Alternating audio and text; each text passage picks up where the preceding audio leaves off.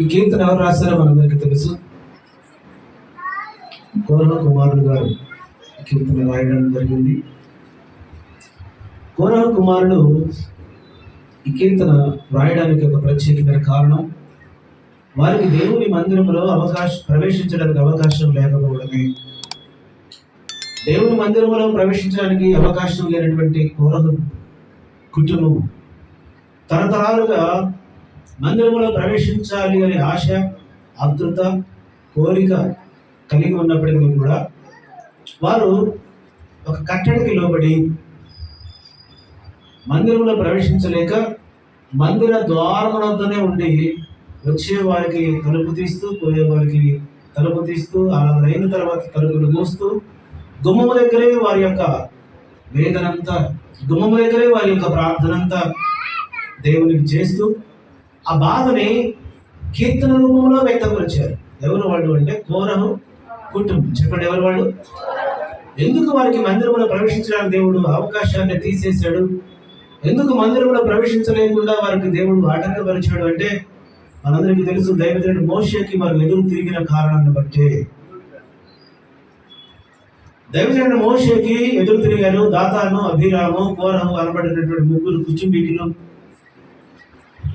కనానుకు నడిపిస్తున్న సమయంలో, సందర్భంలో వారి ఎదురు తిరిగిన కారణంగా దైవజనుడు అభిషేకించబడిన వాడు దేవుని పనిచేస్తున్న దైవజనుడికి మీరు వ్యతిరేకంగా ఎందుకు పోకుపడ్డారు అని ఆ ముగ్గురు కుటుంబాలను భూమి తన నెరవేర్చి డైరెక్ట్ గా పాతాళానికి దిగిపోయినటువంటి కుటుంబాలు 250 కుటుంబాలు. దేవుడు వాళ్ళకి విధించినటువంటి శిక్ష మరెవరికి విధించలేదు. పాపము చేసిన వారికి విధించాడు శిక్ష, వ్యభిచరించిన వారికి విధించాడు, దొంగతనం చేసిన వారికి, నరహత్య చేసిన వారికి విధించే శిక్షల కంటే ఘోరమైన శిక్ష ఏంటి అని అంటే దేవుని సేవకునికి ఎదురు తిరిగిన వాళ్ళకి విధించినటువంటి శిక్ష. దేవుడు అన్నాడు అక్కడ, నా చేత అభిషేకించబడిన దైవజనుడు మోషేకి వ్యతిరేకంగా మాట్లాడడానికి నీకెంత ధైర్యం? ఆ మాటలు సంఖ్యాకాండంలో ఉంటాయి, ఇంటికి వెళ్ళిన చదవండి. మీకు ఎంత ధైర్యం ఉంటే అభిషేకించబడిన దైవజనునికి ఎదురు తిరుగుతారు అని వారిని గద్దించి వారితో మాట్లాడుతున్న మాట ఏంటి అంటే, వీరికి వేసే శిక్ష ఇంతకుముందు ఎవరికి వేసినట్లుగా ఉండకూడదు, ఇక ముందు ఎవరికి వేయబడదు ఇలాంటి శిక్ష. ప్రాణం ఉండగానే పాతాళానికి త్రోసివేయబడ్డారు, ప్రాణం ఉండగానే పాతాళానికి దిగిపోయారు.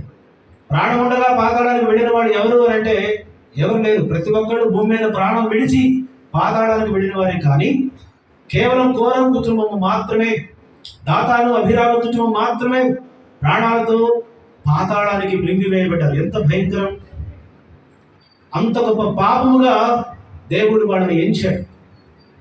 అందుకే మన యొక్క మాటల్లో, ప్రవర్తనలో, విశ్వాస భక్తి జీవితంలో ఎప్పుడు కూడా దైవజనులకు వ్యతిరేకంగా మాట్లాడడానికి కానీ, వ్యతిరేకమైన ఆలోచనలు చేయడానికి కానీ, వ్యతిరేకంగా ప్రవర్తించడానికి కానీ సాహసించకూడదు. విశ్వాస జీవితంలో జాగ్రత్తగా విందాం.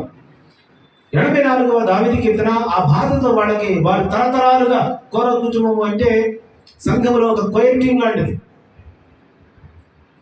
సంఘంలో ఒక కోయర్ టీం లాంటిది. దాదాపు ఆ కుటుంబంలో 750 మంది సంతానం.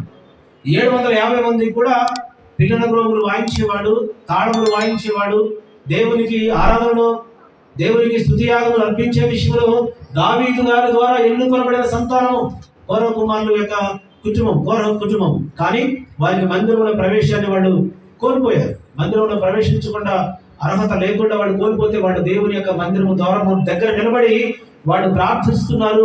ఎవరు ప్రార్థిస్తున్నారు? యెహోవా మందిర ఆవరణను చూడవలనని నా ప్రాణం ఎంతో ఆశపడుతున్నది, అది సొమ్మసిల్లుతున్నది. జీవము గల దేవుని దర్శించుటకు నా ప్రాణమును, నా శరీరమును ఆనందముతో కేకలు వేయుచున్నవి. హల్లెలూయా, హల్లెలూయా. దేవుని మందిరమును ఎప్పుడెప్పుడు చూడాలి, దేవుని మందిరమును ఎప్పుడెప్పుడు దర్శించాలి, ఎప్పుడెప్పుడు దేవుని మందిరంలోకి వెళ్ళి ప్రార్థించాలి, స్తుతించాలి, ఆరాధించాలి, మహిమపరచాలి అనేటువంటి ఒక ఆశతో అవకాశం లేని కుటుంబము ప్రాణముతో ఎదురు చూస్తూ ఉందంట. ఆశపడుతూ ఎదురు చూసి తరతరాలుగా వాళ్ళ జీవితం అంతా కూడా ఎదురు చూపులతోనే అలసిపోయింది. కానీ దేవుని మందిరంలో ప్రవేశించడానికి అర్హత మాత్రము సాధించలేకపోయింది. అది యేసుక్రీస్తు కాలం వరకు కూడా. ఎదురు చూపు ఎంత భయంకరంగా ఉంటుందో తెలుసా? ఎదురు చూపు, ఆఖరి కొరకు ఎదురు చూసేవాడు, ఆహారం కొరకు ఎదురు చూసేవాడు, ఉద్యోగం కొరకు ఎదురు చూసేవాడు కదా, ఆశీర్వాదాల కొరకు ఎదురు చూసేవాడు, ప్రార్థనలు జవాబుల కొరకు ఎదురు చూసేవాడు. దుప్పి నీటి వాగుల కొరకు ఆశతో ఇళ్ళలో చూస్తున్నట్టులా నీ కోసం చూసానయ్యా నా యేసయ్యా, నా ప్రాణం నీవేనయ్యా.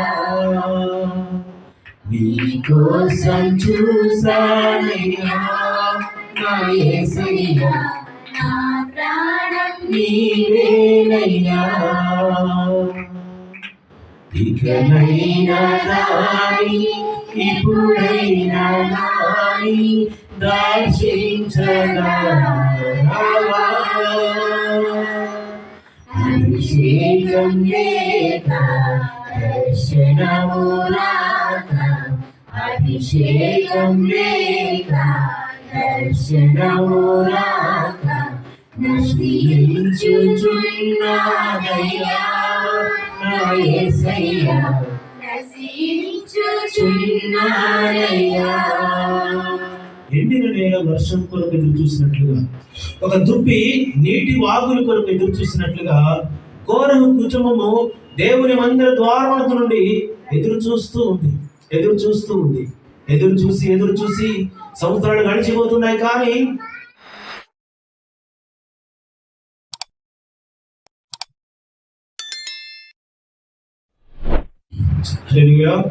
ఎదురు చూసి సంవత్సరాలు గడిచిపోయాయి. ఎదురు చూసి తరాలు గడిచిపోయాయి. కానీ కోరహు కుటుంబానికి మందిరంలో ప్రవేశం మాత్రం లేదు.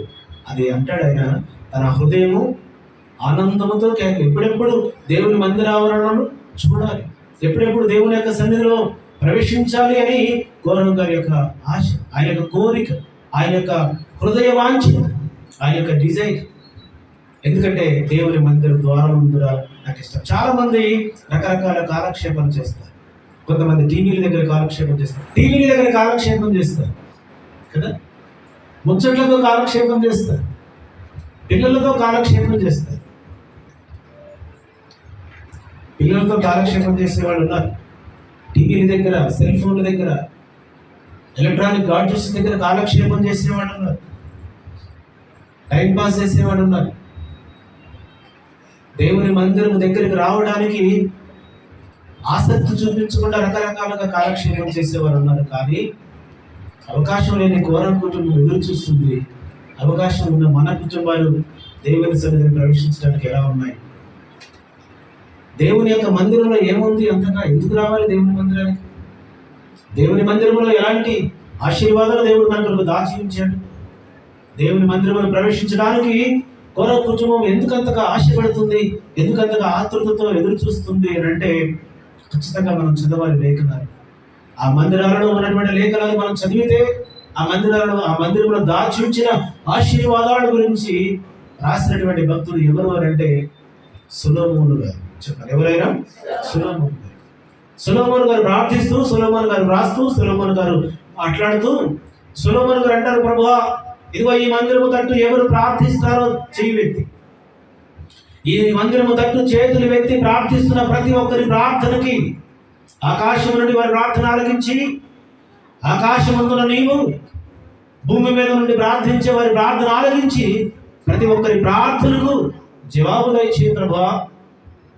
ప్రతి ఒక్కరి ప్రార్థన, ప్రతి ఒక్కరి మనవి, ప్రతి ఒక్కరి విజ్ఞాపన, ప్రతి ఒక్కరిని దర్శించి, ప్రతి ఒక్కరిని స్వీకరించి, ప్రతి ఒక్కరిని అంగీకరించి వారికి జవాబులు దయచేయి ప్రభువా అని జ్ఞాని అయిన సొలొమోను గారు తన మందిరము నిర్మించిన తర్వాత దేవునికి ప్రార్థన చేస్తాడు. ఎందుకు ప్రార్థన చేస్తాడు సొలొమోను గారు? చెప్పాలి. సొలొమోను గారు ఎందుకు ప్రార్థన చేస్తాడు? సొలొమోను గారు మందిరం కట్టారు, సొలొమోను గారు మందిరం నిర్మించారు. ఆ మందిరము ప్రపంచంలో ప్రఖ్యాతి కలిగినటువంటి మందిరం. అలాంటి అద్భుతమైన మందిరము ఇప్పటి వరకు ఎవరు కట్టలేదు, అంతకుముందు ఎవరు కట్టలేదు, ఇక ముందు ఎవరు కట్టబోరు. ఎందుకంటే ఆ మందిరము కట్టడానికి విస్తారమైన బంగారం వాడబడింది, విస్తారమైన కలప వాడబడింది, వజ్ర వైడూర్యములతో పలకబడినటువంటి అద్భుతమైనటువంటి గుమ్మములు తయారు చేయబడ్డాయి. అన్నిటికి మించి ఇటుకకు ఇటుక మధ్యలో బంగారాన్ని పొదిగారు. ఇటుకకు ఇటుక మధ్యలో మనం సిమెంట్ వాడదాం, లేదా మట్టి కీలు వాడదాం, లేదా మరింకేదైనా వాడదాం, కానీ దానియేలు సొలొమోను గారు వాడింది ఏంటి తెలుసా? బంగారాన్ని కరిగించి ఇటుకలు అతికించాడు. అంత గొప్ప మందిరం కడితే దేవుడు ఆ మందిరం ద్వారా సొలొమోను గారితో మాట్లాడు. ఏమని మాట్లాడాడంటే, యాజకులు సేవ చేయడానికి మందిరంలో ప్రవేశించగానే దేవుని ఆత్మ చేత వారు ప్రభావితం గావించబడి మందిర ప్రవేశాన్ని చేయలేకపోయారు. ఆ వెలుగు, ఆ ప్రసన్నత తట్టుకోలేకపోయారు. యాజకులు సేవ చేయడం నిలవలేకపోయారు. అయితే జ్ఞానైన సొలొమోను ప్రార్థించాడు, అయ్యా, నీ కొరకు నిర్మించబడిన ఈ మందిరములో యాజకులు సేవ చేయడం నిలవలేకపోతే ప్రభా, ఈ మందిరం ఎందుకొరకు నియమించబడింది, ఎందుకొరకు నిర్మించబడింది, ఎందుకొరకు కట్టబడింది? నీవే కదా నా తండ్రి అయిన దావీదుతో సెలవించావు. నీవు కాదు దావీదు, నీ నడుమున పుట్టబోయే నీ కుమారుడే నా కొరకు పరిశుద్ధ స్థలం నిర్మిస్తాడని నీవు కదా సెలవించింది. నీ మాట ప్రకారమే కదా మందిరం నిర్మించింది. నీవిచ్చిన కొలతల ప్రకారమే కదా మందిరాన్ని తయారు చేసింది. ఇప్పుడు ఈ మందిరంలో నీవు రావాలి అంటే యాజకులు ఉండనటువంటి పరిస్థితి, యాజకులు ఉండాలి అంటే నీవు ఉండకూడనటువంటి పరిస్థితి. ప్రభువా, ఏంటి సొల్యూషన్? ఇప్పుడు ఈ మందిరము ప్రజల కొరకు ఎలా వాడాలి? ఈ మందిరము కొరకు ఇది దేవుని మందిరం అని పేరు పెట్టావు కదా, ఇది దేవుని మందిరమే, ఇది పరిశుద్ధ స్థలమే. ఆ రోజు బేతేలు దగ్గర రాసావు కదా, ఇది దేవుని మందిరమే కానీ మరొకటి కాదు, ఇది పరలోకమునకు గవిని అని చెప్పారు. పరలోకానికి గవిని ఇది. పరలోక సంబంధమైన వాక్యం, పరలోక సంబంధమైన మాటలు, పరలోక సంబంధమైన వివరణ నేర్చుకునే స్థలం. దీంతో స్కూల్కి వెళ్ళి ఎల్కేజీలో పాఠాలు నేర్చుకొని ఐఏఎస్ ఆఫీసర్ సంపాదిస్తే మందిరములో ప్రార్థన, విశ్వాసము, భక్తి జీవితము, సమర్పణ, ఉపవాసము ఇవన్నీ నేర్చుకోవడం ద్వారా నువ్వు సంపాదించేది ఏంటి అంటే పరలోక పట్టణం. చెప్పండి హల్లెలూయా. ఇక్కడ వచ్చి నువ్వు నేర్చుకునేది ఏంటి? ఇక్కడికి వచ్చి నువ్వు సాధించేది ఏంటి? ఇక్కడికి వచ్చి నువ్వు సంపాదించేది ఏంటి అంటే ఇది భౌతిక సంబంధమైనది కాదు, ఇది ఆత్మ సంబంధమైన సంపాదన. అదే మనుషులు ఎవరు వెలపెట్టి కొనలేనటువంటి పరలోక పట్టణాన్ని ఇక్కడ మనం సంపాదిస్తాం. అందుకే ఆ రోజు యాకోబు గారు ఒక బేతేలు అనే స్థలంలో ఒక రాయిని పాతి ఆ రాయి మీద నూనె పోసి రాయిని అభిషేకించి ఇది ఏమని చెప్పాడు? దేవుని మందిరమే కానీ వేరొకటి కాదు, ఇదే పరలోకపు గవిని. అదే స్థలంలో సొలొమోను గారు మందిరం కట్టాడు. ఆ స్థలాన్ని దావీదు గారు సేకరించారు మందిరం నిర్మించడానికి. సొలొమోను గారు మందిరం కట్టారు. మందిరం కట్టిన తర్వాత అప్పుడు దేవుడు సొలొమోను గారితో ఒక మాట అన్నాడు. ఏమన్నాడు? సొలొమోను, మహాకాశములు పట్టజాలని నన్ను ఇదిగో ఈ మందిరంలో వస్తానని, ఈ మందిరంలో నేను నివసిస్తానని నువ్వు ఎలా అనుకున్నావు అని అనగానే సొలొమోను గారు జ్ఞాని. సొలొమోను గారు అంత జ్ఞాని మరొకటి లేడు. ఆ జ్ఞాని అయిన సొలొమోను గారికి జ్ఞానం కలిగింది ఆ మాట ద్వారా. ఏంటి అంటే, ప్రభువా, మందిరం కట్టమంది నువ్వే కదా, కట్టమంది ఎవరు చెప్పాలి? ఎవరు కట్టమన్నారు? దేవుడే. కట్టమన్న నీవే, మరి ఎలా కట్టావని అడుగుతావేంటి అని ఎదురు ప్రశ్నించలేదు. కానీ ఆ మాట సొలొమోను గారు అర్థమైన తర్వాత ఆ మందిరం వ్యర్థం కాకూడదని ఇప్పుడు సొలొమోను గారు ప్రార్థించాడు. ప్రభువా, ఈ మందిరము నీ ద్వారా నిర్మించబడింది, ఇది దేవుని మందిరం అని పేరు పెట్టబడింది. అయితే ఎవరైనా సరే ఈ మందిరము తట్టు చేతులెత్తి ప్రార్థించినప్పుడు, ఎవరైనా ఈ మందిరంలోకి వచ్చి ప్రార్థించినప్పుడు, ఎవరైనా ఈ మందిరము ద్వారా విజ్ఞాపన చేసినప్పుడు ప్రతి ప్రార్థనను వినాలి, ప్రతి ప్రార్థనను అంగీకరించాలి. మహాకాశములు పెట్టాలని నిన్ను ఈ మందిరంలో ఉంచాలనుకోవడం నా తప్పే, కానీ ఆకాశము నా సింహాసనం, భూమి నా పాదపీఠమని సెలవించిన నిన్ను ఇదిగో ఈ భూ సంబంధమైనటువంటి హస్తకృత ఆలయంలో నిన్ను నివసింప చేయాలనుకోవడం నా తప్పే, కానీ ఈ మందిరము ద్వారా ప్రార్థిస్తున్నటువంటి వారి ప్రతి ప్రార్థన నువ్వు అంగీకరించాలి, ప్రతి ప్రార్థనకి నువ్వు జవాబు ఇవ్వాలి అని సొలొమోను గారు దేవునికి ఒక ఒప్పందం చేస్తే, దేవుడు సొలొమోను గారికి చేసినటువంటి విజ్ఞాపన మనవి అంగీకరించి దేవుడు దాన్ని ఓకే చేశాడు. అందుకే మందిరంలో ప్రార్థన ఇంపార్టెంట్. అందుకే మందిరంలో ప్రవేశించుట ఇంపార్టెంట్. మందిరంలోకి ప్రవేశించడం ఇంపార్టెంట్. మందిరంలో ప్రార్థన ఇంపార్టెంట్. మందిరంలో చేస్తున్నటువంటి ప్రార్థన, హన్నా గారు ప్రార్థిస్తున్నారు, కన్నీళ్లు కారుస్తున్నారు, ప్రార్థిస్తున్నారు. ఏలీ గారికి అర్థం కాదు, ఏంటి ఈమె ఎంత మత్తురాలు అయిపోయింది, ఏంటి పెదవులు కదులుతున్నాయి కానీ ఒక మాట కూడా వినపడట్లేదు, కళ్ళ వెంట వాటర్ కన్నీళ్లు ధారలై కారుతున్నాయి, ఏంటి అసలు ఇంత పొద్దున్నే మత్తురాలు అయిపోయిందని దైవజనుడు ఏలీ గారికి అర్థం కాకుండా మందిరంలో తన యొక్క హృదయాన్ని అంతా తలపోసుకుంటుంటే పరమందున్నటువంటి దేవుడు, ఆకాశమందు ఆసినటువంటి దేవుడు ఆ యొక్క హృదయ వేదన విన్నాడు. హల్లెలూయా, హల్లెలూయా. ఆ హృదయంలో బాధ చూశాడు, ఆ హృదయంలో వేదన విజ్ఞాపన ఆలకించి ఒక అద్భుతమైనటువంటి పండంటి కుమారుణ్ణి ఆమెకు బహుమానంగా ఇచ్చాడు. ఎక్కడ చేసింది ప్రార్థన అంటే, ఎక్కడ చేసింది? దేవుని మందిరంలో చేసింది, దేవుని ఆలయంలో చేసింది, దేవుని సన్నిధిలో చేసింది. ఈ దీనికి ఉన్నటువంటి పేరేంటి అంటే, ఇది దేవుడు నివసిస్తున్నటువంటి స్థలం. భౌతికంగా కనబడకపోవచ్చు, దృశ్య రూపకంగా కనబడకపోవచ్చు, వినబడకపోవచ్చు, స్పర్శించలేకపోవచ్చు, చూడలేకపోవచ్చు, కానీ ఆయన ఆత్మస్వరూపి. నేను ఆత్మ కనుక నన్ను ఆరాధించేవారు ఆత్మతో సత్యముతో ఆరాధించాలి. ఆత్మపూర్ణులుగా ఎక్కడ నింపబడతారు అంటే మందిరంలోనే. ఆత్మపూర్ణులు నింపబడే స్థలం ఏదైనా ఉందంటే అది మందిరంలోనే నింపబడతాం. మందిరంలోనే పరిశుద్ధత. ఇంట్లో పరిశుద్ధత అనేది ఉండదు. ఇంట్లో కూర్చొని ఆరాధన చేసుకుందామంటే, మందిరానికి రావడానికి అవకాశం లేకపోతే, ఇంట్లో అవకాశం ఉండి బద్దకించి నేను ఇంట్లో ఆరాధన చేస్తా అంటే కుదరదు. ఇంట్లో నేను వర్షిప్ చేసుకుంటే కుదరదు. చాలా మంది సేవకులు టీవీలు కట్టిపడేశారు. కోవిడ్ తర్వాత ఆరాధనలోకి ఎత్తు, కోవిడ్కి ముందు ఆరాధనలోకి ఎత్తు. కోవిడ్కి ముందు ప్రతి ఒక్కరూ ఆలయాన్ని సందర్శించి ఆలయంలో అడుగుపెట్టి పొలకించిపోయి దేవుని ఆరాధించేవారు. కోవిడ్ తర్వాత టీవీలకు పరిమితం చేశారు. చాలా మంది టీవీలకు పరిమితం చేశారు. అవసరం లేదండి, మీకు అవకాశం లేకపోతే సేవకుడు చెప్పాల్సింది ఏంటంటే, ఇక్కడికి రావడానికి దూరం అయితే, ఇక్కడ రావడానికి అవకాశం లేకపోతే నీకు దగ్గరలో ఉన్న ఒక మందిరానికి వెళ్ళి ఆరాధన చేసుకోమని చెప్పాల్సిన సేవకులు ఏం చెప్తున్నారు? టీవీ ఆన్ చేయి, మన ఛానల్ వస్తుంది, దాన్ని పెట్టుకొని ముందు కూర్చో. దుర్బోధ, తప్పుడు బోధ, వాక్య విరుద్ధమైన బోధ. పరిశుద్ధాత్ముడు ఏమాత్రం దీనికి ఆమోదము తెలపడు. కాబట్టి అలాంటి బోధన మనం ఎప్పుడు కూడా అంగీకరించు. హల్లెలూయా, హల్లెలూయా. అక్కడ అంటాడు 3వ వచనంలో అంటున్నాడు మాట, సైన్యములకు అధిపతి యెహోవా నా రాజా నా దేవా, నీ బలిపీఠముల ధ్వనిపించుటకు నివాసము దొరికెను, పిల్లలు పెట్టుటకు వానగోవులకు గూటి స్థలము దొరికెను, నీ మందిరము నివసించువారు ధన్యులు, వారు నిత్యము నిన్ను స్తుతించును. హల్లెలూయా. నాతో కలిసి చెప్తారా? నీ మందిరమునందు నివసించువారు ధన్యులు, వారు నిత్యము నిన్ను స్తుతించు. మందిరంలో నివసించేవారు ధన్యులు. ధన్యతలు ఎన్ని చెప్పాలి? ఎన్ని ధన్యతలు ఉన్నాయి? ఎవరు చెప్పారు? చెప్పాలి. మత్తయి సువార్త 5వ అధ్యాయం, మత్తయి సువార్త 5వ అధ్యాయం మొదటి నుంచి చదువుతాం. ఆయన ఆ జనసమూహములను చూచి కొండ ఎక్కి కూర్చుండగా ఆయన శిష్యులు ఆయన యొద్దకు వచ్చిరి.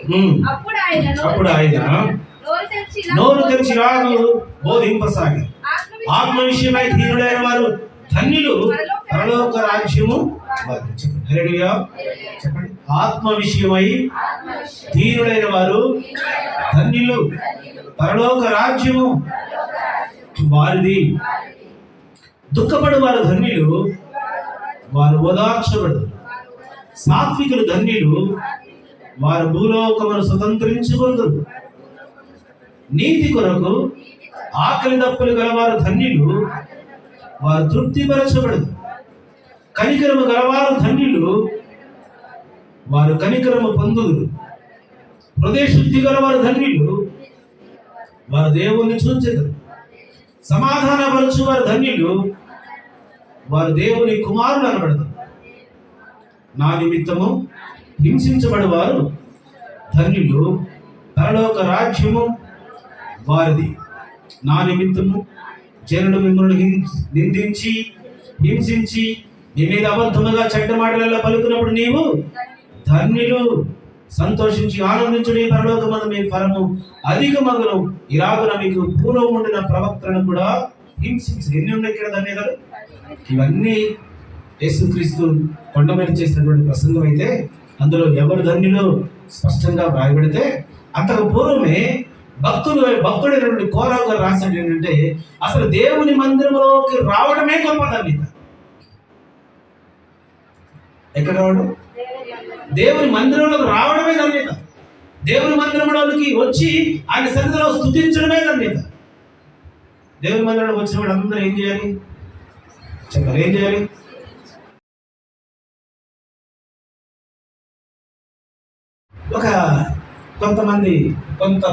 కొన్ని ప్రాంతాలకి అధికారులుగా ఉన్న వీళ్ళే ఎంత బిజీగా ఉంటాయి కదా. మా అంటే 1,00,000 2 లక్షల మందికి ఆధిపత్యం వహించేటటువంటి నాయకులే ఎంత బిజీగా ఉండి మనతో ప్రవర్తించే విధానం ఎలా ఉంటే, పరలోకమందున తండ్రి యొక్క ఆయన నివాస స్థానమైన మందిరంలో మన బిహేవియర్, మన ప్రవర్తన ఎలా ఉంది ఒక్కసారి మనం విమర్శించుకోవాలి. అసలు వాస్తవానికి పులిపేట మీద నుండి ఇలాంటి మాటలు చెప్పడానికి నాకు ఏమాత్రం ఇష్టం లేదు. కానీ కొన్నిసార్లు బాధ కలుగుతుంది, కొన్నిసార్లు వేదన కలుగుతుంది. ఎందుకు అని అంటే, మనం మన దేవునికి ఇస్తున్న మర్యాద, మన దేవునికి ఇస్తున్నటువంటి ఏమంటారు కదా, రెస్పెక్ట్, ఇంకేమంటారు కానీ ఇంకా కొంచెం ఇంపార్టెన్స్, ఇంకా కదా ఒక నాయకుడికి ఇచ్చేటటువంటి, ఒక గల్లీ లీడర్కి ఇచ్చేటటువంటి ఇంపార్టెన్స్ కూడా మనం ఇవ్వలేకపోతే కదా, మీ గల్లీ లీడర్కి ఇచ్చే ఇంపార్టెన్స్ కూడా మీరు ఇవ్వలేకపోతున్నారు మన దేవునికి. హైందవ దేవుడిని వారు ఆరాధించే విధానం చూస్తే చాలా ఆశ్చర్యం అనిపిస్తుంది. ఎంత డెడికేటెడ్గా ఉంటారు వాళ్ళు, ఎంత భక్తితో ఉంటారు కదా వాళ్ళు. మనకు అన్ని అవకాశాలు ఉన్నాయి, పుష్కలంగా ఉన్నాయి. ఆరోగ్యం ఉంది, జ్ఞానం ఉంది, చదువు ఉంది, అందం ఉంది కదా. అన్నిటికి మించి అవకాశాలు ఉన్నాయి దేవుని ఆరాధించడానికి. అన్నిటికి మించి దేవుని మందిరంలోకి రావడానికి అవకాశాలు పుష్కలంగా ఉన్నాయి. ఎవరైనా ఆటంకపరిచే వాళ్ళు ఉన్నారు మిమ్మల్ని? మందిరంలోకి వెళ్ళొద్దు అని ఎవరైనా ఆటంకపరచలేదు. కానీ మనమే ఆటంకాలు సృష్టించుకుంటున్నాం. మనమే కదా. స్నానం చేయలేదని కొంతమంది, బట్టలు ఉతుక్కోవాలని కొంతమంది, వంట చేయాలని కొంతమంది, చుట్టాలు వచ్చారని కొంతమంది, పని ఉండదు, ఏదో ఒక రకంగా ఆటంకాలు మనం సృష్టించుకుంటున్నాం. కానీ ఆ అవకాశం లేనటువంటి వారు దేవుని మందిరాన్ని ప్రేమిస్తూ ఆ దేవుని మందిరానికి ఎప్పుడెప్పుడు రావాలని ఆశపడుతూ ఆరాటపడుతూ ఉన్నారు. మీరు ఆలోచన చేయండి. ఎన్నో ధన్యతలు మనం కోరుకుంటాం, కానీ అసలు దేవుని మందిరానికి రావడమే పెద్ద ధన్యత అని భక్తులు మనకు సెలవించారు. ఎంతమంది గ్రహించారు? ఎంతమంది ఆలోచించారు? ఎంతమంది? సండే స్కూల్ ప్రారంభించాము చిన్నపిల్లలకి. చిన్నప్పుడే దేవుని వాక్యాలు వారి హృదయంలో నాటాలి, వాళ్ళని చిన్నప్పటి నుంచి దేవుని భయభక్తుల్లో పెంచాలని ఎంతో ఆశతో పిల్లలందరూ ప్రయాసపడుతుంటే, తల్లిదండ్రులుగా మీరు మీ పిల్లల్ని సండే స్కూల్ పంపించలేడానికి విఫలమవుతున్నారు. ఎందుకంటే మీకే లేని భక్తి మీ పిల్లలకి ఏం నేర్పిస్తారు? మీకే లేని ఆశ మీ పిల్లలు నేర్చుకునే కోరిక మీకు ఎక్కడ ఉంటుంది? అదే స్కూల్కి అయితే పొద్దున్నే వాడిని లేపి 7:30 7 గంటలకు లేపి స్నానం చేయించి, పళ్ళు తోమిపించి, బ్రేక్ఫాస్ట్ చేయించి కదా, బట్టలేసి, షూలేసులు కట్టి, టిఫిన్ బాక్స్ పెట్టి, వాడిని ఆటో దాకా తీసుకెళ్ళి ఆటోలో కూర్చోబెట్టి స్కూల్కి పంపిస్తావు కదే. సండే స్కూల్కి పంపించడానికి వారంలో ఒక్కరోజు 1 గంట దేవుని సన్నిధి పంపించడానికి నువ్వు ఆలోచిస్తున్నావంటే దేవుని మందిరం యొక్క విశిష్టత నీకు ఇంకా అర్థం కాలేదు. దేవుని మందిరం యొక్క ప్రాముఖ్యత నీకు ఇంకా అర్థం కాలేదు. ఇంకెప్పుడు అర్థమైంది? బాప్తిజం ఎంతకాలం అయింది? ఎంతకాలం అయింది? ఇంకెంతకాలం నేర్చుకుంటావు ఏబిసిడి? ఇంకెంతకాలం దిద్దుతావండి? వాళ్ళు ఏబిసిడీలు ఎంతకాలం దిద్దుతాం చెప్పండి? ఎంతకాలం దిద్దించాం కుమార్తెకి? ఇప్పుడు రాసేస్తుంది కదా. నెక్స్ట్ ఇయర్ కూడా మమ్మీ ఏబిసిడి పెట్టుకోండి, వస్తుందా దగ్గరికి? రాదు. ఒకవేళ వచ్చిందంటే ఏం చేస్తావు? ఇండియా సంవత్సరం అంతా ఏబిసిడి నేర్చుకున్నావు, మళ్ళీ ఏబిసిడి లేక వచ్చావా? రావట్లేదు ప్రార్థన. పుట్టుక క్రైస్తవులు అంటారు, బాప్తిసం పొందేమంటారు, సంవత్సరాలు గడిచిపోయి అంటారు, సంఘంలో నేను ఇది అంటావు. ప్రార్థన చేయాలంటే రాదు ఫస్ట్. మరి ఎందుకు వస్తున్నావు మందిరానికి?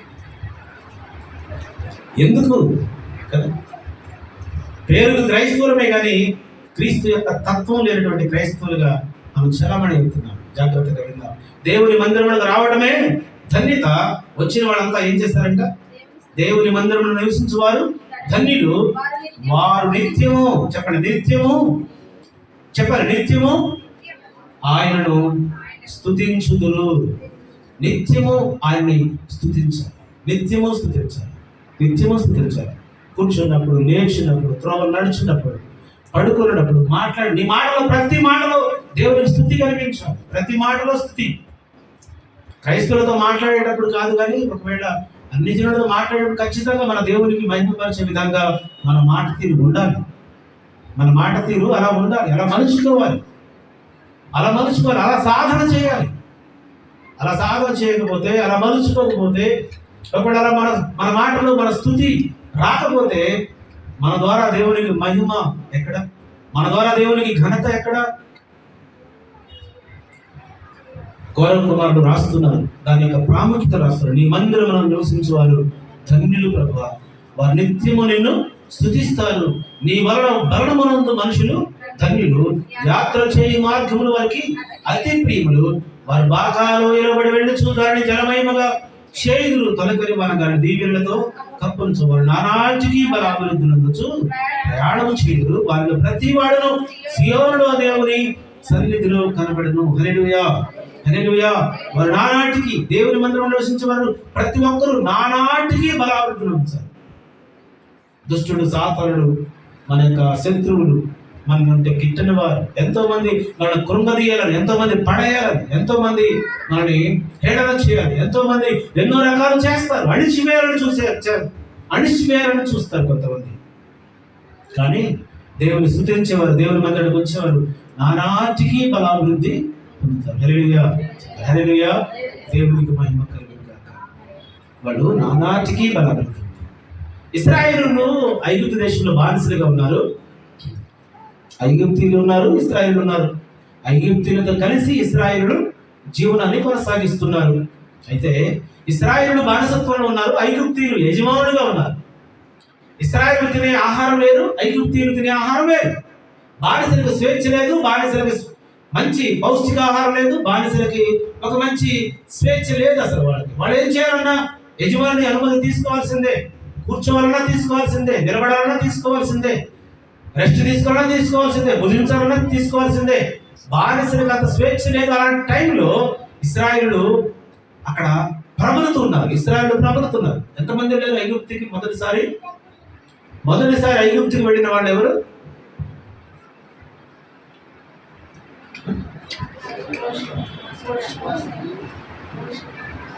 మోషేని కాపురం చేసినప్పుడు ఎన్నిసార్లు చెప్పినా మళ్ళీ ధైర్యం మనం ఎవరు దగ్గరకు వస్తుంది. కానీ మొదటిసారి ఐగుప్తుకి వెళ్ళింది ఎవరు?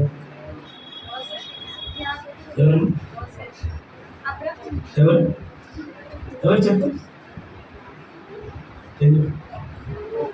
పడలేదు, ఏం కాదు. రాంగ్ అయినంత మాత్రం నీకు నష్టం వచ్చింది. చెప్పేవారు యోసేపు. చెప్పండి బట్టి యోసేపు మొదటిసారి ఒక బానిసగా ఐగుప్తుకు వెళ్ళాడు. పోతీఫర్ ఇంట్లో పనివాడిగా చేరాడు. పోతీఫర్ చూశాడు, పెళ్లి చేశాడు. అతని సంతానం అక్కడ విస్తరించబడి ఒక్కడిగా వెళ్ళినటువంటి యోసేపు లక్షల మంది అయ్యారు. ఫరోకి అర్థం కావట్లేదు, అరే వీడు బానిసలు కదా, సరైన తిండి లేదు, సరైన వస్త్రం లేదు, సరైన స్వేచ్ఛ లేదు, కారం మెతుకులు తిన్నా దుఃఖంలా ఉన్నారు, వీళ్ళు గంజి తాగినా బలవంతులుగా మార్చబడుతున్నారు, ఒక్కొక్కడు 12 మంది 10 మంది 20 మంది సంతానం కలిగి ఉంటున్నారు. ఇది ఎలా సాధ్యం? అసలు ఎలా వీళ్ళు ప్రబలుతున్నారు అని ఇశ్రాయేలును అణిచివేయాలని, ఇశ్రాయేలును అడగదొక్కాలని, ఇశ్రాయేలుని కఠినమైన పనులు చేయించాడు ఫరో. ఎవరు? కఠినమైన పనులు. ఎంత కఠినంగా చేయించాడంటే వాళ్ళకి రోజంతా పని చేయించుకొని ఏం చేయలేదు, వాళ్ళకి సరిగ్గా ఆహారమే పెట్టకపోతే వాడు ఆహారము ఆకలి బాధ భరించలేక క్షణాల పడి వెన్నులు ఉంచుకొని తింటే మళ్ళీ దొంగతనం నేరం వాళ్ళ మీద మోపి వాళ్ళని తిరిగి రెట్టింపు చాకరీ చేయించాడు. ఆకలి బాధతో చేసిన దొంగతనానికి రెట్టింపు చాకిరి వాళ్ళతో చేయించాడు. అంటే అంత కఠినంగా ఫరో ఇశ్రాయేలును అణిచివేయాలనుకున్నాడు. అణిచివేయాలని చూస్తున్న ప్రతిసారి ఇశ్రాయేలు ఏమయ్యారు? అక్కడ ప్రబలారు. వారు నానాటికి బలాభివృద్ధిని వచ్చారు. ఎవరు దేవుని యొక్క సంకల్పంలో ఉంటారు, ఎవరు దేవుని యొక్క సన్నిధిలో నిత్యమైన స్తుతిస్తూ ఉంటారు, ఎవరు దేవుని ప్రజలుగా దేవుని పిల్లలుగా పిలువబడతారు, ఎక్కడికి వెళ్ళొద్దు. మన మందిరంలో ఉన్నటువంటి ఫ్యామిలీస్ ఒకసారి కళ్ళు మూసుకొని ఆలోచించండి. వాళ్ళ ఫ్యామిలీ దేవుని మందిరానికి ఎలా ఉంది, వాళ్ళ ఫ్యామిలీ ఎలా ఉంది, వాళ్ళు దేవుని మందిరానికి చేస్తున్న సేవ ఎలాంటిది, దేవుని మందిరానికి వస్తున్న విధానం ఎలాంటిది.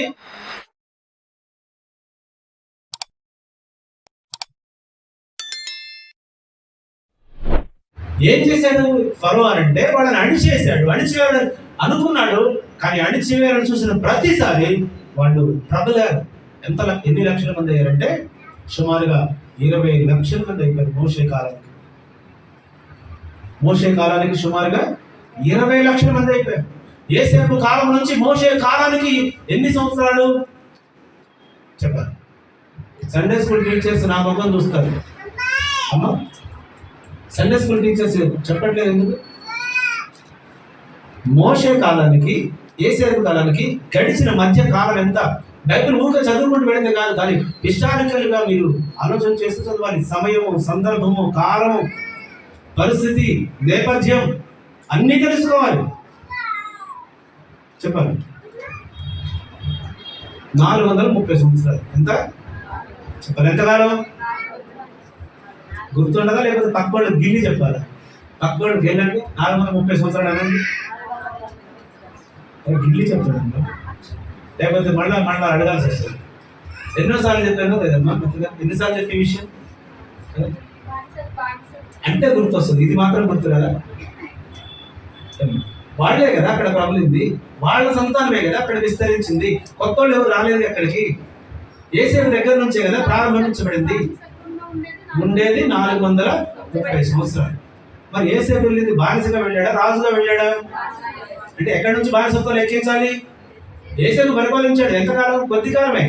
తర్వాత యోసేపును ఎరగని రాజు కూడా వచ్చి మళ్ళీ ఏం చేశారు? మళ్ళీ బానిసత్వంలో పెట్టాడు.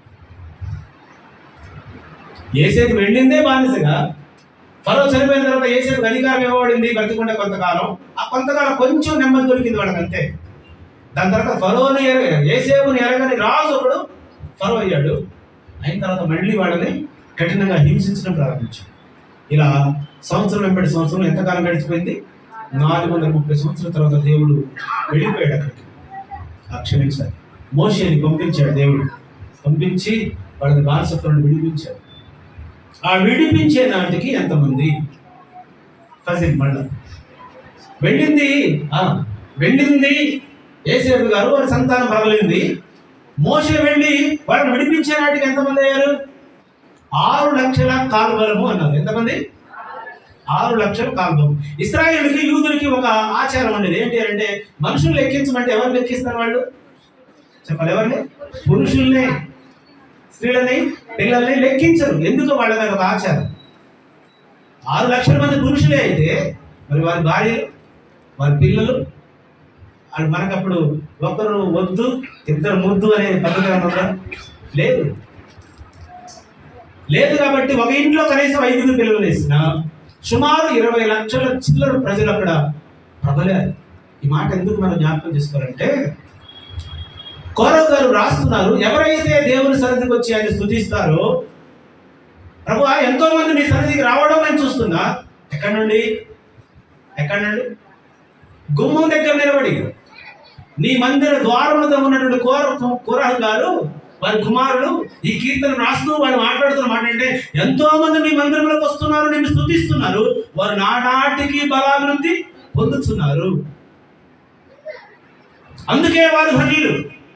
ఎందుకు ధన్యులు? వారు నానాటికి ప్రబలుతున్నారు, నానాటికి అభివృద్ధి చెందుతున్నారు, నానాటికి బలవంతులవుతున్నారు, నానాటికి జ్ఞానవంతులవుతున్నారు, నానాటికి హెచ్చించబడుతున్నారు, దీవించబడుతున్నారు, ఆశీర్వదించబడుతున్నారు. ప్రభువా నాకైతే ఈ గుమ్మం దగ్గరే నా స్థానం ఉండిపోయింది. ప్రభువా నీ బలిపీఠం దగ్గర అయినా పిచ్చుకల నివాసం ఉంది, పిల్లలు పెట్టడానికి వానకోవెలకి గూటి స్థలం దొరికింది కదా, పైన బలర్పించబడుతుంది, కింద కొన్నిటికి నివాసం యోగ్యంగా మార్చబడ్డాయి. పైన ఏం జరుగుతుంది? ప్రాణాలు అర్పించబడుతున్నాయి. పైన ఏం జరుగుతుంది? బలి జరుగుతుంది. పైన రక్తము కారుతుంది. పైన ఒక జంతువు బలైతుంది. ఆ బలిపీఠం కింద కొన్ని జంతువులు జీవించగలుగుతున్నాయి. అసలు దాని యొక్క వర్ణన ఒకసారి మీరు ఆలోచించండి. ఆ కీర్తనకారుడు వర్ణించిన విధానాన్ని ఒకసారి మనం లోతుగా ఆలోచన చేస్తే, పైననేమో దేవుని కొరకు ప్రాణాలు అర్పించబడుతున్నాయి, కిందనేమో బలిపీఠం కిందనేమో వాటి అవి జీవించడానికి గూటి స్థలాలు ఏర్పాటు చేసుకుంటున్నాయి. అంటే దేవుడు రెండింటికి స్థానం ఇచ్చాడు. ఒకే ప్లేస్, ఒకే స్థానంలో, ఒకే బలిపీఠం దగ్గర బలి అర్పించబడే స్థానం ఉంది. అందుకే ఇంతకుముందు మనం నేర్చుకున్న లెసన్లో పాతాళం అంటే ఏంటి, పాతాళంలో ఎన్ని భాగాలు ఉన్నాయి, ఒక భాగంలోనేమో కేకలు, బొబ్బలు, ఏం జరుగుతుంది? భయంకరంగా అగ్ని ఆరదు, పురుగు చావుదు లాంటి భయంకరమైన యాతనకరమైన స్థలం అయితే, మరొక భాగంలో ఎవరున్నారు? ధనవంతుడు లాజరు. ఎవరున్నారు చెప్పాలి? ఇంకో భాగంలో ఎవరున్నారు? ఏమండి? పాతాళం అనబడినటువంటి స్థానంలో ఒక భాగంలో అనేక మంది ధనవంతులు గబగబా మండిపోతూ, తండ్రి వేడి అబ్రహామా, ఇదిగో నీ దగ్గర ఉన్న లాజరు నా దగ్గర పంపించు. రోజు ఇంటి ముందే పడిగాములు కాసి ఏ రోజైనా గ్లాసు మంచినీళ్ళు ఇచ్చిందా? ఏ రోజైనా అరే మిగిలిపోయింది అన్నం ఇగో తిందరా మొదలు పెట్టిండా? ఇప్పుడు అంటాడు ఆయన, అయ్యా లాజరు పంపిస్తే లాజరు ఏడు నీటిలో ముంచి ఒక చుక్క అంట కదా. ఎంత ఘోరం చూసారా నరకం? ఎంత ఘోరం చూసారా? యాతనకరమైన స్థలం ఎంత ఘోరం! వర్ణిస్తుంటుంటేనే ఒళ్ళు గగురు పడుస్తూ ఉంటుంటే, ఆ నరకం నుండి తప్పించబడ్డాడు దేవుని చేత కనికరించబడినటువంటి లాజరు. హల్లెలూయా, హల్లెలూయా. ఒకే స్థలము పరలో పాతాళము, ఒకే స్థలము బలిపీఠం. పైన బలులు అర్పించబడినాయి, కింద ఆ పక్షులు జీవిస్తూ ఉన్నాయి. ఈరోజు మన పరిస్థితి ఎలా ఉంది? ఒకసారి మన యొక్క ఆత్మీయ స్థితి ఎలా ఉంది? మనం దేవుని మందిరంలోకి వస్తున్నాం, కానీ మన యొక్క ఆలోచన విధానం ఎలా ఉంది? దేవుని మందిరంలోకి వస్తున్నటువంటి మన యొక్క విశ్వాస జీవితంలో మన యొక్క ఆలోచన పరిణితి ఎంత? సంవత్సరాల తరబడి మనం క్రైస్తవ్యాన్ని కలిగి జీవిస్తున్నాం, కానీ క్రైస్తవ భక్తి జీవితంలో కనీసం కొన్నైనా పాస్ మార్కులను సంపాదించే భక్తి మనం చేయగలుగుతున్నావా అనేది $1000 ప్రశ్న. దేవునికి ఇష్టమైన భక్తి అసలు మనం చేయగలుగుతున్నామా లేదనేది మనల్ని ఆత్మవిమర్శ చేసుకోవాల్సినటువంటి ప్రశ్న. ఇలాంటి ప్రశ్న ప్రతిరోజు మనం వేసుకోకపోతే, మనమే వేసుకోకపోతే నిత్యము మనము స్తుతించే అవకాశం మనకి ఉండదు. అందుకే ప్రతిసారి చెప్తాడు కదా, ద్వితీయోపదేశకాండంలో ఏమంటాడు? కూర్చున్నప్పుడు, లేచినప్పుడు, పడుకున్నప్పుడు, నడుచున్నప్పుడు, అన్ని సమయాలలో దేవుని గురించే మాట్లాడాలి. మన పిల్లల నోటి వెంట ఎప్పుడైనా దేవుని గురించిన మాటలు వస్తాయా? మన పిల్లల నోటి వెంట ప్రభువుని కూర్చిన మాటలు, స్తుతిని కూర్చిన మాటలు, వాక్య సందర్భమైనటువంటి మాటలు, ఇలాంటి మాటలు ఎప్పుడైనా మన పిల్లల నోటి వెంట వస్తాయా? రావట్లేదంటే ఎవరిది తప్పు? సండే స్కూల్ టీచర్దా? ఎవరిది? పాస్టర్ గారిదా? ఎవరిదమ్మా తప్పు? మనదే తప్పు. కాబట్టి జాగ్రత్తగా ఆలోచించి, దేవుని మందిరంలోకి రావడమే తప్పైతే, దేవుని ధన్యత అయితే దేవుని మందిరంలోకి మనం ఎలా వస్తున్నాం? తల్లి వస్తే తండ్రి రాడు, తండ్రి వస్తే తల్లి రాదు, ఇద్దరు కలిసి వస్తే పిల్లలు రాడు, పిల్లలు వస్తే తల్లిదండ్రులు రాదు. ఇప్పుడు ఇక్కడ మనం పరిశ్రమ చేస్తే తల్లి రాకుండా పిల్లలు వచ్చిన వాళ్ళు ఉన్నారు, పిల్లలు వచ్చి తల్లిదండ్రులు రాని వారు ఉన్నారు, తల్లిదండ్రులు వచ్చి పిల్లలు రాని వారు ఉన్నారు. భార్య వస్తే భర్త రాలే, భర్త వస్తే భార్య రాలే.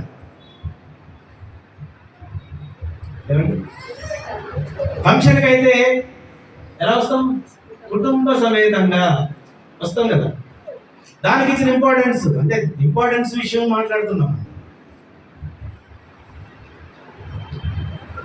చూద్దాం పరిశుద్ధ గ్రంథంలో నుంచి 84వ కీర్తన, 84వ కీర్తన 8వ వచనం చూద్దాం. యెహోవా సైన్యముల అధిపతియగు దేవా నా ప్రార్థన ఆలకింపుము. యాకోబు దేవా చెవి యొక్కుము. దేవా నా కేడమా దృష్టించుము. నీవు అభిషేకించిన వారి ముఖమును లక్షింపుము. నీ ఆవరణములో, చెప్పండి ఒకసారి అందరూ కలిసి చెప్పండి, నీ ఆవరణములో ఒక దినము గడుపుట 1000 దినముల కంటే శ్రేష్టము. భక్తిహీనుల గుడారములలో నివసించుట కంటే నా దేవుని మందిర ద్వారం వద్ద ఉండుట నాకిష్టము. హల్లెలూయా, హల్లెలూయా. కన్క్లూజన్కి వచ్చేసారు గౌరవ్ గారు. ప్రభువా సరే, అవకాశం లేకపోయింది, కనీసం నీ ద్వారం వద్ద ఉండే అవకాశమే నాకు ఇచ్చాను. భక్తిహీనుల గుడారంలో సంతోషాలు ఉండవచ్చు, భక్తిహీనుల గుడారంలో పంచపక్ష పరిమాణాలు ఉండొచ్చు, భక్తిహీనుల గుడారంలో ఎంజాయ్మెంట్ ఉండొచ్చు. భక్తిహీనుల గుడారంలో ఉండడం కంటే ప్రభువా నాకు ఇదే ఇష్టం. ఏది ఇష్టం? దేవుని యొక్క మందిర ద్వారం నాకు ఇష్టం. మిమ్మల్ని ఎవరైనా మందిరంలోకి రావద్దు అంటే మందిరం దగ్గర గుమ్మం దగ్గర ఏలాడబడి, లేదు నేను వస్తా, నన్ను రానివ్వండి అని ఎవరైనా అడుగుతారా? ఇదే ఛాన్స్, ఇంకా ఇంతకు మించిన అవకాశం మరి దొరకదని చెప్పేసి ఒకటే పరుగు కదా.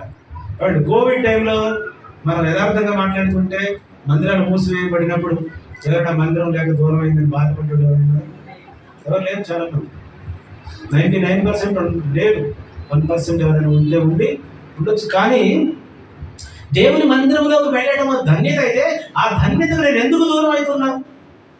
ఆ ధన్యత నేను ఎందుకు పోగొట్టుకుంటున్నా?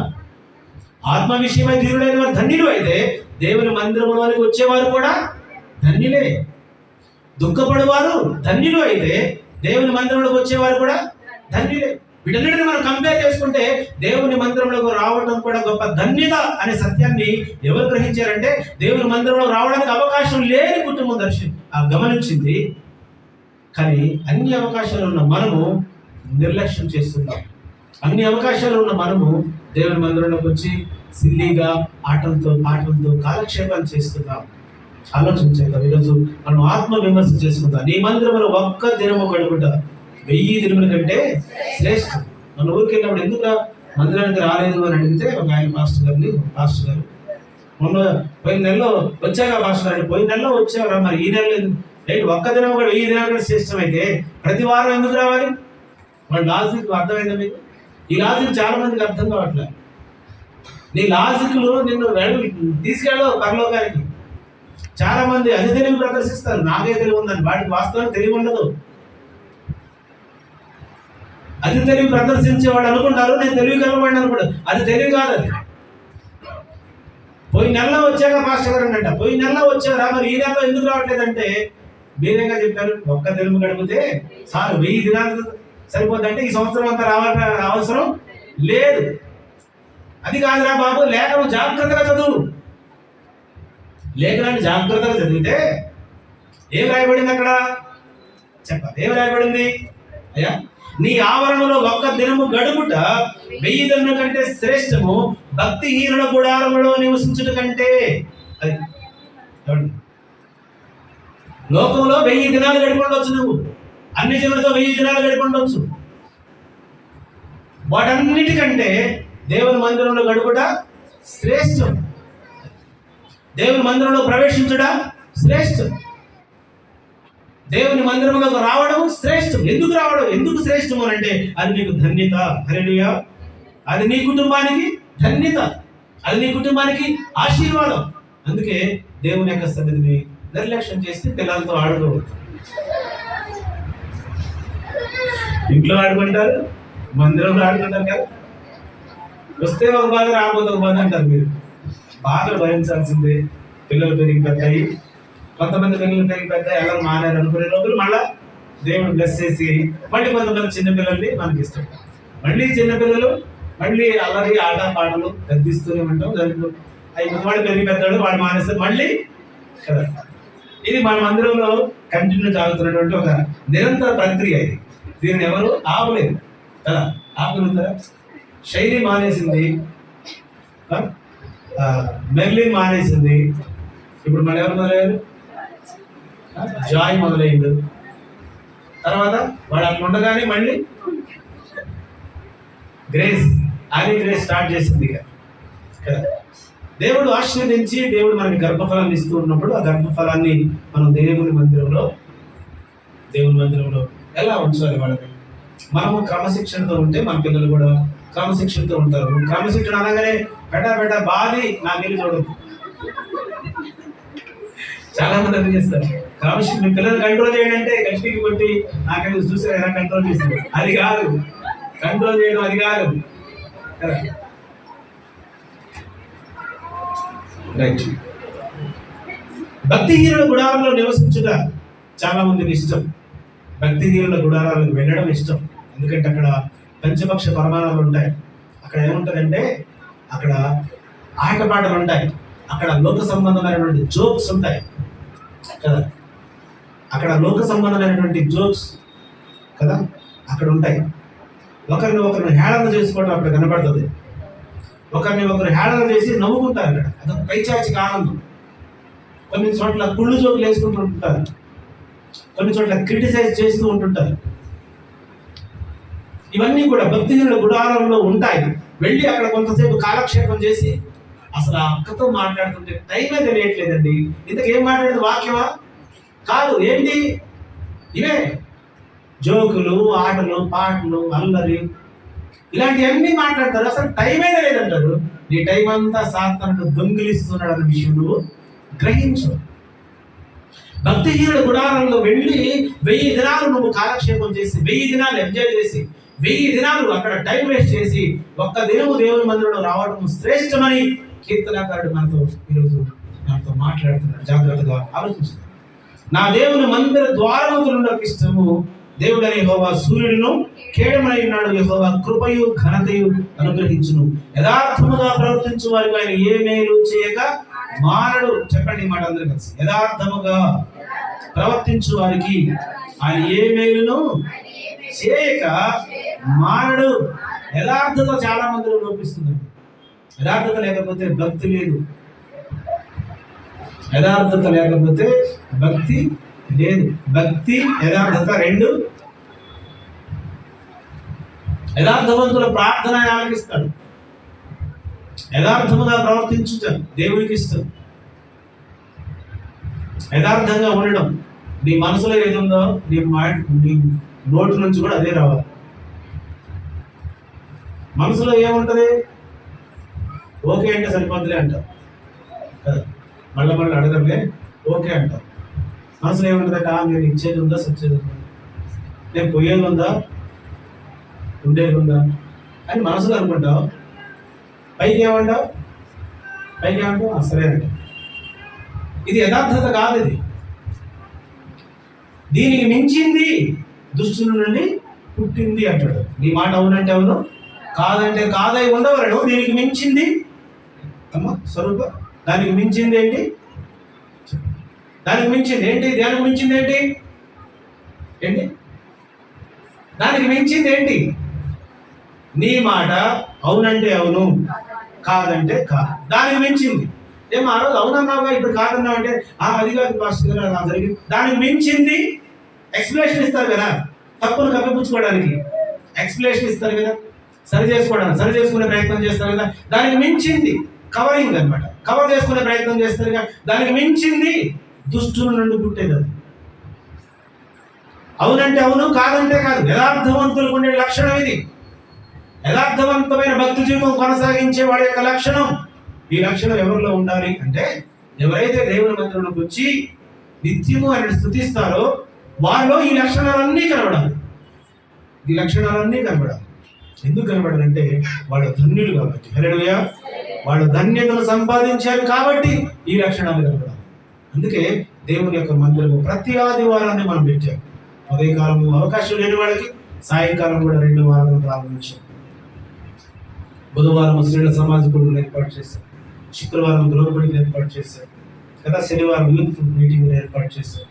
ఆదివారం ఉదయం 9 గంటలకి సండే స్కూల్ ఏర్పాటు చేశాం. ఎందుకయ్యా ఇవన్నీ? వీటన్నిటినీ నియామక కూడికలు అంటారు.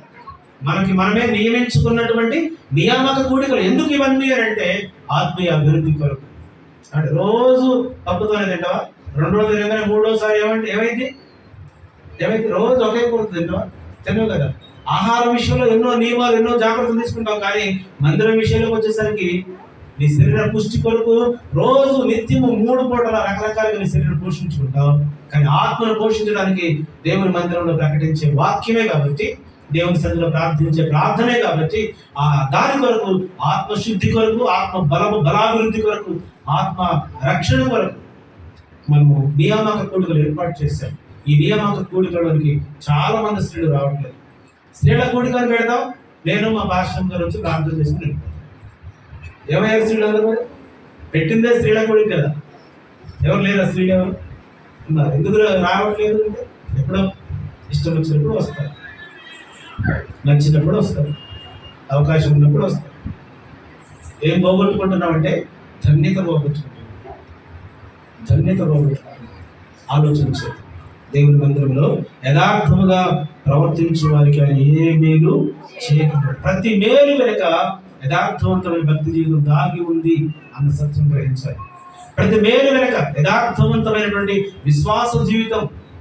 యథార్థత లేకపోతే విశ్వాసం కనబడదు, యథార్థత లేకపోతే భక్తి కనబడదు, యథార్థత లేకపోతే క్రీస్తు ప్రేమ కనబడదు, యథార్థత లేకపోతే సంఘ క్షేమాభివృద్ధి మనలో కనబడదు. అందుకే ప్రతి విషయంలో యథార్థంగా ఉండాలి. ఎందుకు సింగిగా అబద్ధాలు అంటాం? ఎందుకు? ఎవరిని మెప్పించడానికి? ఎవరి కోసం? ఎవరిని మెప్పించాల్సిన అవసరం లేదు.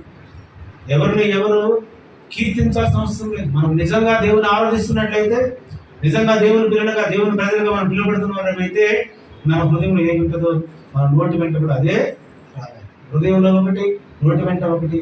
యథార్థత లేకుండా జీవిస్తే అది దేవునికి ఇష్టమైంది. యథార్థంగా ప్రవర్తించినప్పుడు దేవుని యొక్క సన్నిధికి రావాలి, దేవుని సన్నిధిలో ఆయన స్తుతించాలి. దేవుని సన్నిధిలో దాచి ఉంచిన ఆత్మ సంబంధమైన ఆశీర్వాదాలకి మనం వారసులం కావాలి. దేవుని సన్నిధిలో దేవుడు ఎన్నో ఆశీర్వాదాలు దాచి ఉంచాడు. ఆ దాచి ఉంచిన ప్రతి ఆశీర్వాదాన్ని పొందుకోవాలంటే ముందుగా మనకు కావాలి యథార్థవంతమైన భక్తి జీవితం, యథార్థవంతమైన విశ్వాస జీవితం. యథార్థత లేకపోతే దేవునికి ఇష్టలుగా మనం ఉండలేం. ప్రతి విషయంలో, భార్య భర్త విషయంలో యథార్థత, భర్త భార్య విషయంలో యథార్థత, సంఘము దేవుని విషయంలో యథార్థత, దేవుడు సంఘము కాపరి విషయంలో యథార్థత, కాపరి విశ్వాసుల విషయంలో యథార్థత. ప్రతి విషయంలో మనం యథార్థత. ప్రతిసారి ప్రతి సంవత్సరం మనము వచ్చింది ఎంత, పోయింది ఎంత, మిగిలింది ఎంత, ఎందుకు ఈ లెక్కలన్నీ మనం చూసుకుంటున్నాం మందిరంలో? ఎవరైనా అడుగుతున్నారు నన్ను? అడగట్లేదు. కానీ మనం లెక్కలు చెప్పుకుంటున్నాం. ఎందుకంటే యథార్థత. సంఘంతో చెప్తున్నామంటే ఎవరికి అప్పు చెప్తున్నాం? దేవునికి లెక్క చెప్తున్నాం. ఎంత కానుకలు వచ్చాయి, ఎన్ని దశంభాగాలు వచ్చాయి, ఎన్ని కృతజ్ఞత కానుకలు. ఎవరైనా అడిగారా నన్ను?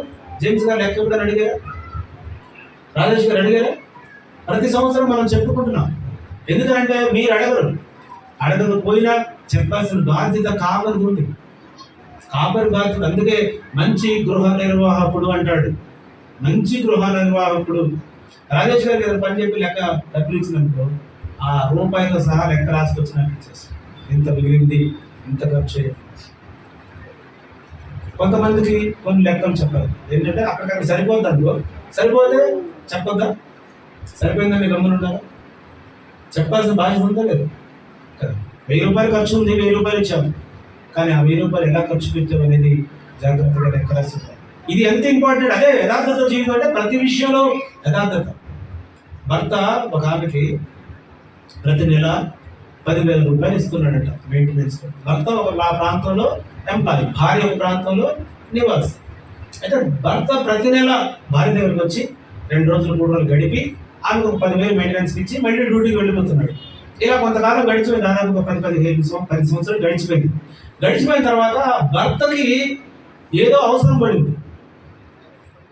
అవసరం పడి భార్యకి ఫోన్ చేసి చెప్పాడంట, మీ బంధువుల్లో కానీ మీ స్నేహితుల్లో కానీ ఎవరి దగ్గర 1,00,000 రూపాయలు దొరుకుతాయేమో అడిగి చూడమని చెప్తే, అప్పుడు ఆమె ఒక 2 డేస్ టైం తీసుకొని 2 డేస్ తర్వాత ఆమె 1,00,000 రూపాయలు తయారు చేసి భర్తకు ఫోన్ చేసిందండి, మా అన్నయ్య గారి దగ్గర 1,00,000 రూపాయలు తెచ్చాను, మళ్ళీ మీరు ఇవ్వాలి అని చెప్పి ఆ 1,00,000 రూపాయలు తీసుకొచ్చి భర్తకి ఇచ్చిందంట.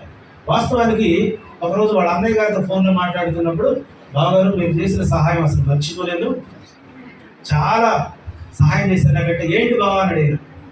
ఏంటి బావా ఏంటి? అసలు క్లిష్టమైన పరిస్థితుల్లో అడగంగానే 1,00,000 రూపాయలు ఇచ్చారు మీరు, అది ఇవ్వకపోయి ఉంటే నా పరిస్థితి చాలా దారుణంగా ఉండేది అని చెప్పేటప్పుడు నేను ఎప్పుడు ఇచ్చే పాప ఇచ్చినా మళ్ళీ అన్నకు చెప్పాలా వద్దా? ఇక చెప్పలేదు.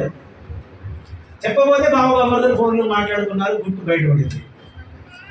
వెంటనే బాక్స్ పెట్టే పేడ సర్దుకొని భార్య దగ్గరికి వచ్చేసి, ఇంతకు ₹1,00,000 ఎక్కడివి అని ఆ భార్య చెప్పింది, ప్రతి నెల మీరు నాకు ₹10,000 ఇస్తున్నారు కదా, ఆ ₹10,000 నేను కొంత డబ్బుని దాచిపెడుతున్నా. ఆ కొంత దాచిపెట్టిన డబ్బులో నుంచి ₹1,00,000 నేను మీకు ఇచ్చాను. మరి మీ అన్నయ్య పేరు ఎందుకు చెప్పావు అంటే, మళ్ళీ నాకు ఇస్తావో ఇవ్వో అని, నా డబ్బులు అంటే నువ్వు ఇస్తావో ఇవ్వో అని. ఆమె చేసింది మంచి పనే, కానీ భర్త ఎడల ఆమె యథార్థతను కోల్పోయింది. చాలా మంది ఏం చేస్తారంటే ఇలాంటి కొన్ని తప్పులు చేస్తుంటుంటారు. విశ్వాసులకి ఇలాంటివి తగదు. విశ్వాసులు ఇలా ప్రవర్తించకూడదు. ఎలా ప్రవర్తించకూడదు? కొన్ని డబ్బులు దాచి, భర్తకు తెలియకుండా దాచి, మళ్ళీ తిరిగి భర్తకే వడ్డీలకి ఇస్తారు. కొంతమంది అప్పులు ఇస్తారు. కొంతమంది కొన్ని రకాలుగా వాళ్ళ టాలెంట్ భర్త దగ్గర చూపిస్తారు. ఇలాంటిది యథార్థత జీవితానికి మంచిది కాదు. అందుకే యథార్థవంతుల యొక్క ప్రవర్తన దేవునికి ఇస్తారు. యథార్థంగా ప్రవర్తించే వారి యొక్క ప్రార్థన కదా ఏమంటాడు పేతురు పత్రికలో, యథార్థవంతుల యొక్క ప్రార్థన వైపు, నీతిమంతుల ప్రార్థన వైపు నా చెవి యొగ్గి ఆలకిస్తున్నాను అంటాడు. కాబట్టి యథార్థంగా ప్రవర్తించడం దేవునికి ఇష్టం. అట్టి యథార్థవంతమైనటువంటి భక్తి జీవితాన్ని మన జీవితంలో కొనసాగించాలి. ఎందుకంటే అలాంటి అవకాశం లేనటువంటి ఎంతో మంది దేవుడిని ప్రార్థన చేస్తున్నారు. కోర కుటుంబీకులు దేవుని సన్నిధిలో మొరపెడుతున్నారు. కోర కుటుంబీకులు దేవుని సన్నిధిలో అవకాశం లేకపోయినా రావాలి, ప్రవేశించాలి, అందులో దాచి ఉంచిన ఆశీర్వాదం పొందుకోవాలని ఎదురు చూస్తున్నారు. కానీ అవకాశం యేసుక్రీస్తు కాలం వరకు దొరకలే. కానీ జాగ్రత్తగా ఆలోచించేద్దాం. ఈరోజు అంత స్వేచ్ఛ కలిగి ఉన్నట్టు మనం ఎలాంటి ప్రవర్తన, ఎలాంటి ఆలోచన, ఎలాంటి దేవుని మందిరానికి ఇచ్చేటువంటి ఇంపార్టెన్స్ మనం ఇస్తున్నాం అనేది ఒకసారి మనమే విమర్శించుకుందాం. ఒకసారి మనమే పరీక్షించుకుందాం. అందుకు కళ్ళు మూసుకుందాం, ప్రార్థనలో ఎక్కించుదాం. సహోదరి లత గారు మన ప్రార్థన నడిపిస్తారు. చెప్పబడిన వాక్యం కొరకు సహోదరి లత గారు ప్రార్థన చేస్తారు. అందరూ కలిసి